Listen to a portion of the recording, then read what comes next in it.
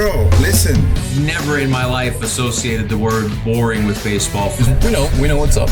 Me? Yeah. Famous? Yeah. And I'm like giddy over there smiling like, we're about to win this shit. Did everyone give you crap? Give me a good host story. I'm not picking it up. We both love the game. We talk about it every day. Can't get enough baseball. Having some popcorn, you're fooling around your phone. I'd have to wait in line for 3 hours. Hang on, because it's about to be a wild ride.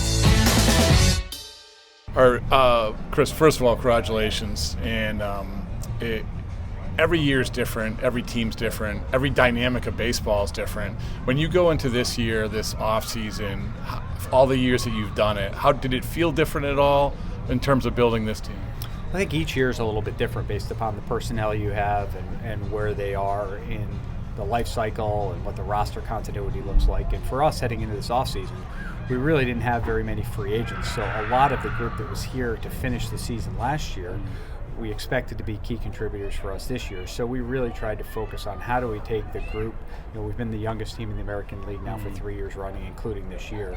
How do we take the group that's here and try to help them collectively, individually improve and get better, and then collectively take that next step? And that's where we spent a lot of our time this winter. It wasn't as much on the external acquisitions as it was on internal development. One of the things I always say is teams, while you're figuring things out, you want to have some certainty. There's no such thing as absolute certainty, but paying for certainty, of maybe getting a veteran here, a veteran there. But the evolution of your team last year, did you feel like the certainty was, I don't know if I'm phrasing that right, but did you feel more confident that you knew what you had compared to maybe the year before? I think in certain pockets, you have guys like Jose Ramirez where you've got a pretty good sense of what he's contributed, and Stephen Kwan has started to get to a point where you've got a good idea of what at least he's been so far, and hopefully again as a young player can build on that. But I think again what we were trying to do is how do we help this group that's so young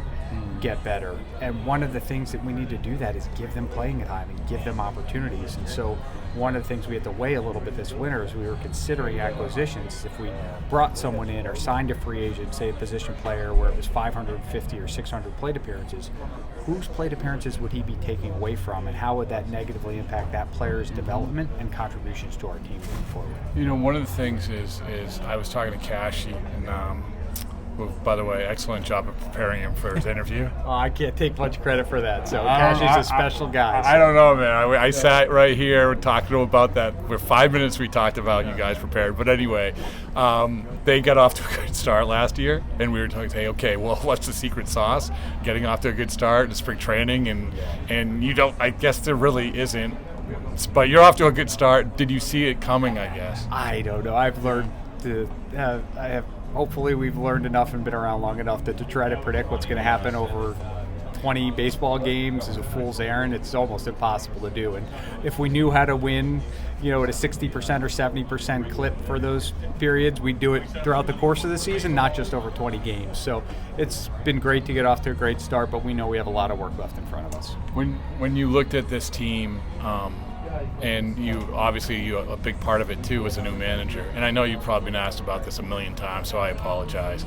But it's when you're looking for the right fit. I mean, obviously Tito is right. Tito would have been right fit for a lot of teams, but he was the right fit. I mean, it just was. And that's, I think, a big part of a manager in Major League Baseball. When you're looking for that fit, like you said, you have a young team, they're growing. When you look at Stephen, why was that the right fit? Well, if you rewind back to the end of last year, I mean, it's a daunting task to think about hiring someone following Terry Francona. He, has a Hall of Fame caliber manager, an incredible person. He and I developed a great friendship and partnership over 11 plus years. And to think about that next chapter was daunting. But once we got past that, we tried to really be thoughtful about what is it that we as an organization need moving forward. And what we honed in on is ideally finding a leader who shared our beliefs, our vision, our values, that had an appreciation for who we are as an organization, but at the same time could bring new ideas, new energy to help us build on the foundation that's here and challenge us to get better in different ways. And it was really energizing to go through the process and talk with a number of extraordinary leaders throughout the game. And to ultimately hire Stephen and bring him on board has been energizing for me. It's been energizing for our organization because we think we found that right person that has that appreciation for what we've been, but can also lead us moving forward in our next chapter, and we're thrilled to have him. How long did it take you to get, you said you know he's moving on, you know you're going to have to replace him, and then you started thinking about exactly all the things you said. How long did it take for you to sort of zero in yourself of not necessarily the guy, but the fit? Well, we didn't know Stephen at the outset of this process, so we spent quite a bit of time on, we had I think a pretty rigorous interview process that involved questionnaires, Zoom interviews, in-person interviews, follow-up calls. But the biggest part for us was calling people around the game and understanding about the candidates and what they're like. And it was extraordinary when you call around the game and hear how people describe Stephen as a leader, as a teammate, as a human being. And as we went through the process, we felt that was the right decision for us, and we're elated that he's leading our organization. I talked about Cashy. I mean, Cashy was a bullpen coach for you. Before that, he was a scout for the Blue Jays, certainly an outside the box sort of guy, or perceived. Do you think that, and Stephen maybe is a little viewed that same way a little bit, but do you think that baseball is more accepting of it because of maybe successes? It doesn't matter if baseball accepts it, it's good or bad, but you know what I mean. Yeah, again, I have enough challenge trying to figure out what makes sense for the Cleveland Guardians, let alone thinking about what's the right thing for all 30 teams. But we felt it was the right thing for us, and we acknowledge, and Stephen's the first to acknowledge, that he doesn't have a ton of coaching and manager reps in the seat. But he spent his life preparing for this, and the way in which he approached every game as a player, as a catcher, as a teammate. The times when he wasn't playing and injured, he was around great managers, picking their brain, and he spent a lot of time thinking about leadership and culture and building a cohesive team. And I think that's been evident to us in the early going. And again, like I said, he also has that great combination of self-confidence and experience that he earned as a player, but the humility to also know that he doesn't know everything, and he's constantly looking to learn and grow and be better tomorrow than he is today. All right, I told you I wanted to ask a question because it's been in the last couple of weeks, but sort of a flurry of prospects getting called up. You've obviously over the years have had to make decisions about when to call a guy up. How do you view it? There's all different ways to look at this, right? In terms of when is the right time to call a guy up, whether it's from AA, AAA, and has that changed over the last couple of years because of the acceptance maybe of younger players in Major League Baseball? Yeah, I'm not sure. There's no exact science, so to find the right time is really hard. I think the way we look at it is two factors. One, what is the Major League need and Major League opportunity? Who are the alternatives to fill that spot? And then where is the individual in his development?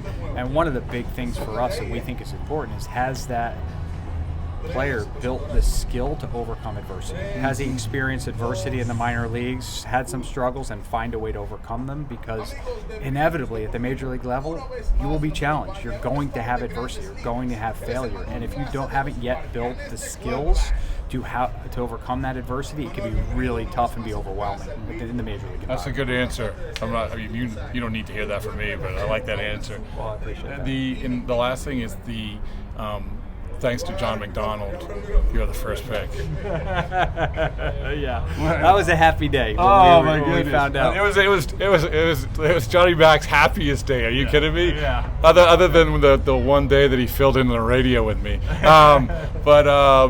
how is that dynamic different for you? I know it's a few months off, but it's not every day you get a chance to do this. No, it's not. Again, we try to be thoughtful about the diligence in our process for any pick, whether we're picking first or 18th or 23rd or 25th. So we're trying to stay somewhat consistent with how we've worked through that in the past, but now we have, instead of having to worry what the 17 teams in front of you are going to do, we've got access to. What was the highest pick? I should know this, but what was the highest pick you've had? I think the highest pick we've picked in the top 5 once and in the top 10 twice in the last 20 years. So, okay. yeah. So it's It is about. It's uncharted territory for us. We've never had the number 1 pick. Yeah. Are you excited? I mean, It's an awesome. That's a stupid opportunity. question. It's an awesome opportunity organizationally. So hopefully, we're excited about the group of players that'll be there, and hopefully we make not only a good selection with our pick, but just overall have an opportunity to infuse a lot of talent into the organization through the draft. All right. Well, congratulations on everything, and congratulations on Mike Hazen calling you the fittest executive in baseball. That's only because he couldn't name himself. So he's in great shape. So we'll have to race each other up Camelback. Oh, I like that. There you go. All right. Thank you. My pleasure.